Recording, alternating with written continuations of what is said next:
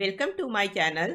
इस वीडियो से हम लोग लोकोमोशन एंड मूवमेंट चैप्टर के एमसीक्यू सीरीज को स्टार्ट करेंगे। Question number 1, which of the following cells in human body exhibit amoeboid movement? Human body के किस सेल में अमीबॉयड मूवमेंट होता है?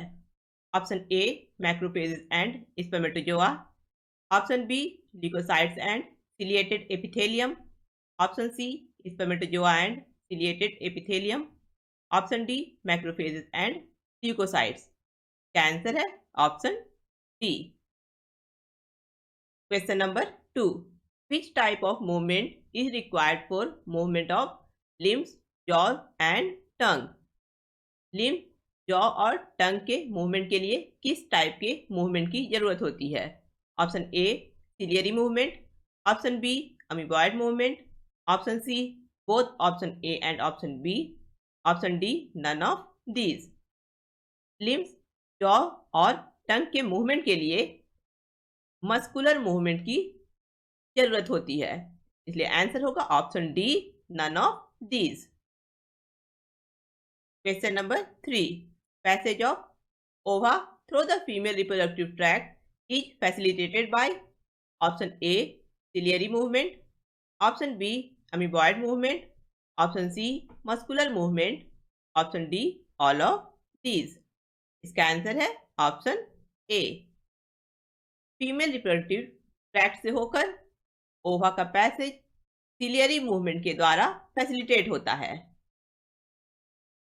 Question number 4, cytoskeletal elements like microfilaments are involved in option A muscular movement, option B amoeboid movement, option C both option A and option B, option D none of these.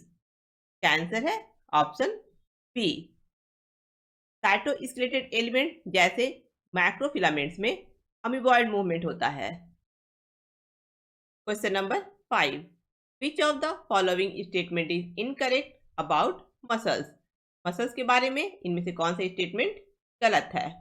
Option A about 40 to 50% of the body weight of a human adult is contributed by muscle। एक human adult के body weight का 40 से 50% muscle से बना होता है, ये सही स्टेटमेंट है।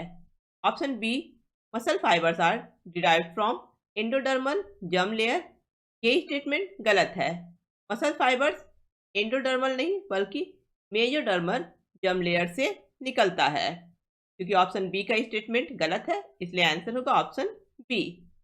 Option C they have special properties like excitability, contractility, extensibility and elasticity, ये स्टेटमेंट सही है। Option D they are of 3 types, skeletal, visceral and cardiac. Muscles 3 type के होते हैं, स्केलेटल मसल, विसरल मसल और कार्डियक मसल, ये statement भी सही है। Question number 6, match column 1 with column 2। Alimentary canal में विसरल मसल प्रेजेंट होता है और ये इनवॉलेंट्री और नॉन स्टेटेड होता है। थाई में स्केलेटल मसल प्रेजेंट होता है और ये वॉलेंट्री और स्टेटेड होता है। हार्ट में कार्डियक मसल प्रेजेंट होता है और ये इनवॉलेंट्री और स्टेटेड होता है। और अपर आर्म में स्केलेटल मसल प्रेजेंट होता है और ये वॉलेंट्री और स्टेटेड होता है, यानी आंसर है ऑप्शन सी। ए का 2, बी का 1, सी का 3, डी का 1। Question number 7, what is the functional unit of contractile system of a striated muscle? एक स्टेटेड मसल के कॉन्ट्रेक्टाइल सिस्टम का फंक्शनल यूनिट क्या है? Option A myofibril, option B sarcomere, option C fascia, option D myosin. क्या answer है? Option B sarcomere. Question number 8, which of the following contains only myosin filament? Option A band, option B I band, option C Z line, option D H zone. क्या answer है? Option D H zone. Question number 9, which of the following statement is incorrect regarding skeletal muscle. Skeletal muscle के बारे में इनमें से कौन सा statement गलत है? Option A, muscle bundles are held together by collagenous connective tissue layer called fascia. ये स्टेटमेंट सही है। स्केलेटल मसल बहुत से मसल बंडल से मिलकर बना होता है और ये सभी muscle bundle collagenous connective tissue layer से कनेक्टेड रहता है। इस कोलाजेनस कनेक्टिव टिश्यू लेयर को फैसिया कहा जाता है। Option B, each muscle fibre is lined by the plasma membrane called sarcolemma. प्रत्येक मसल फाइबर चारों ओर से प्लाज्मा मेम्ब्रेन से घिरा होता है और इस प्लाज्मा मेम्ब्रेन को सार्कोलेमा कहा जाता है। ये स्टेटमेंट भी सही है। Option C, sarcoplasmic reticulum of muscle fibre is a storehouse of calcium ion. Muscle fibre का सार्कोप्लाज्मिक रेटिकुलम कैल्शियम आयन का स्टोर हाउस है। ये स्टेटमेंट भी सही है।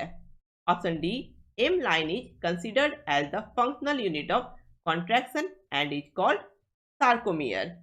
मसल फाइबर में कॉन्ट्रैक्शन का फंक्शनल यूनिट सार्कोमियर होता है, लेकिन ये एम लाइन नहीं होता है। मियोफाइब्रिल के दो सक्सेसिव जेड लाइन के बीच के पोर्शन को सार्कोमियर कहते हैं और यही कॉन्ट्रैक्शन का फंक्शनल यूनिट होता है। यानी ऑप्शन डी का स्टेटमेंट गलत है, इसलिए इसका आंसर होगा ऑप्शन डी।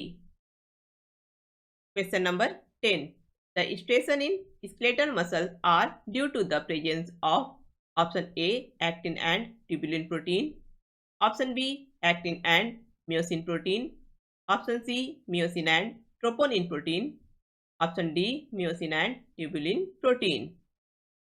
स्केलेटल मसल में अल्टरनेट लाइट और डार्क बैंड प्रेजेंट रहता है। लाइट बैंड में एक्टिन प्रोटीन प्रेजेंट रहता है, इसे आइसोट्रोपिक बैंड कहा जाता है, और डार्क बैंड में मियोसिन प्रोटीन प्रेजेंट रहता है, इसे एन आइसोट्रोपिक बैंड कहा जाता है। ये दोनों प्रोटीन रॉड लाइक स्ट्रक्चर में एक दूसरे के पैरेलल प्रेजेंट रहता है। इसके कारण स्केलेटल मसल में स्ट्रेसन दिखाई देता है। तो इसका आंसर होगा option B. Question number 11, H zone in a striated muscle fiber contains option A, only actin, option B, only myosin, option C, only troponin, option D, overlapping of actin and myosin। क्या answer है? Option B. एक striated muscle fibre में H zone में सिर्फ Miocene filament present रहता है। इस zone में एक्टिन फिलामेंट प्रेजेंट नहीं होता है।